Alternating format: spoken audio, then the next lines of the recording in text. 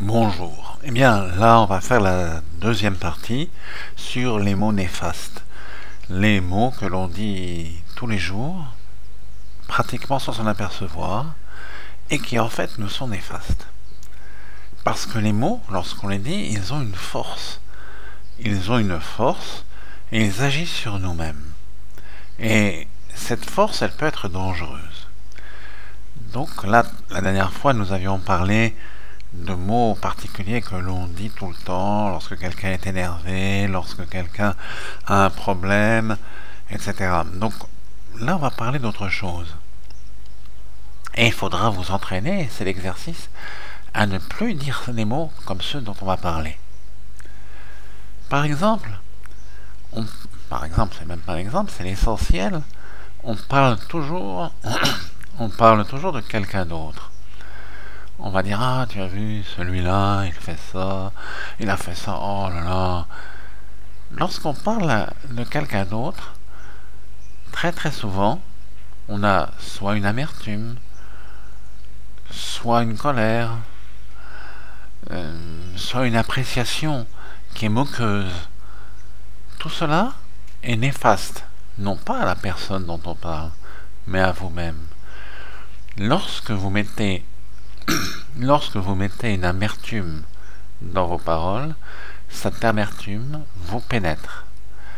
Les anciens kabbalistes disaient, lorsqu'on dit du mal de quelqu'un, eh bien, on fait du mal à 3 personnes. Même il disait avec les termes beaucoup plus graves, en disant, on tue 3 personnes lorsqu'on parle de quelqu'un.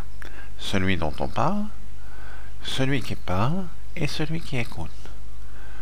L'amertume, le mot mauvais, est quelque chose qui va toucher les 3 personnes parce que c'est quelque chose que vous mettez dans l'univers. Comme si vous placiez un petit peu de poison dans l'univers. Donc il faut éviter ça. Victor Hugo avait même écrit un poème là-dessus, sur les mots, comment les mots se baladent, comment les mots circulent dans l'univers. Et Victor Hugo expliquait dans ce poème que ces mots, le danger de ces mots qui circulent dans l'univers.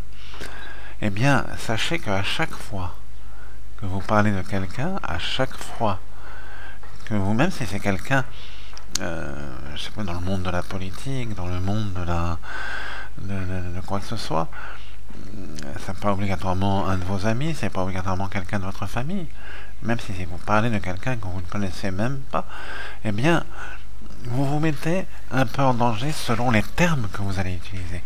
Vous ne devez pas être insultant. Il ne doit pas y avoir de haine dans vos paroles.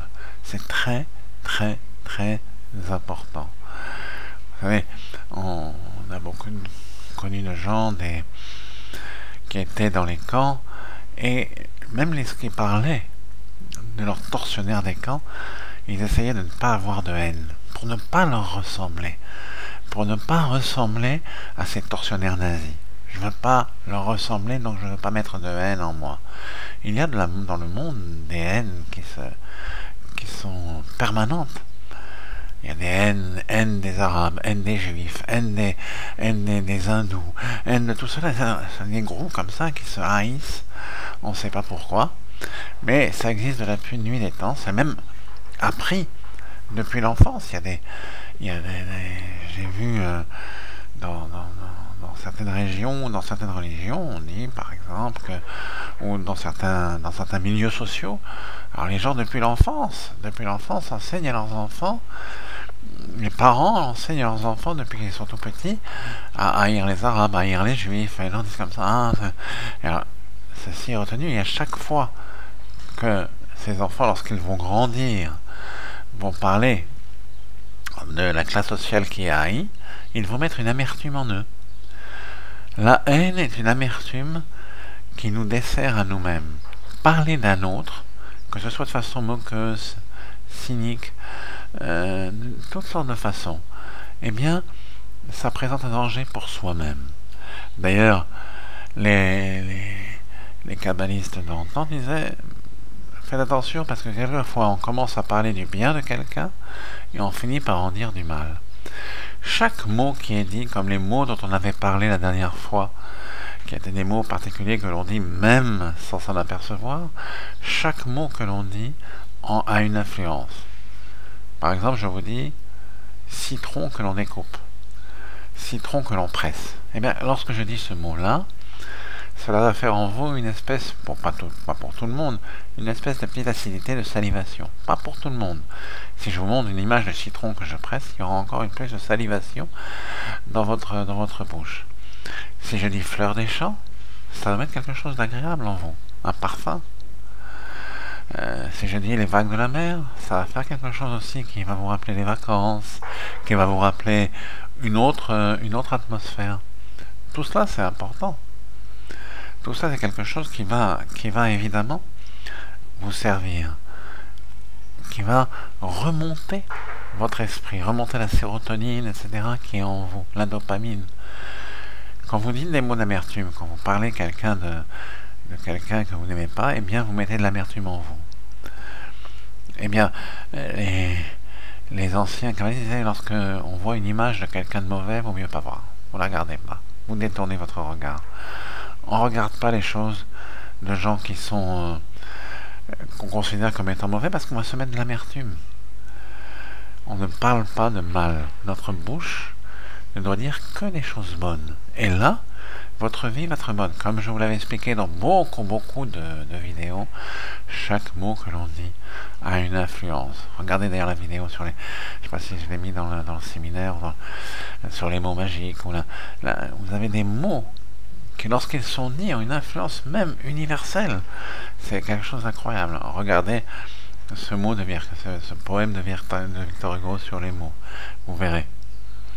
Voilà, donc, suivez ce conseil. Vous avez la première vidéo sur des mots que l'on dit sans s'en apercevoir. Évitez tous les mots d'amertume. Parlez de quelqu'un de façon pas vraiment agréable. Ce sont des mots d'amertume. Même lorsque, par exemple, on donne à quelqu'un un surnom. On le dit, on l'appelle Toto, on l'appelle n'importe comment. Et ce n'est pas vraiment son nom. Et ben on va avoir une influence sur lui. Parce que les mots ont une influence. Donc vous allez vous entraîner, et ça sera un exercice pour vous, de surveiller tous les mots que vous allez dire aujourd'hui, demain, après-demain. Et faites attention parce que vous, très souvent, les mots néfastes, on les dit sans s'en apercevoir. Je vous assure qu'on les dit sans s'en apercevoir. À bientôt.